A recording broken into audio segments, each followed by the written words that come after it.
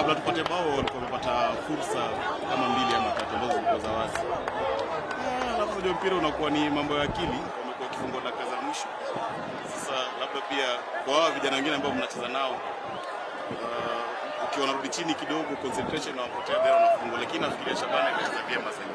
So jambo la maana kwao ni ya kwamba wana mtu ambaye ni wa 12 hapo nyuma yao anawapea support. So singependa mafans wao wachoke, ila kwa siku wanafanya kazi njema.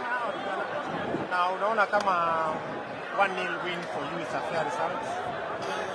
So ukiangalia that tumesafiri tumekuja kucheza hapa mahala ambapo labda mtu wa 12 alikuwa ni mtu wao. Ni timu ambayo ina wachezaji wazuri, inajaribu pia kupata ushindi. So kwetu wasio kushinda na bao moja kupata points 3 ni jambo jema kwetu. Kariobangi Sharks imekuwa kwa ligi kwa miaka 6-7. Unaona kama Kariobangi Sharks can challenge for the title?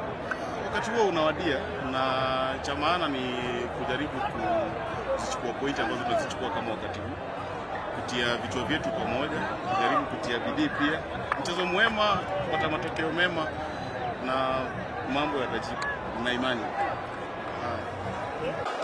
Game ya leo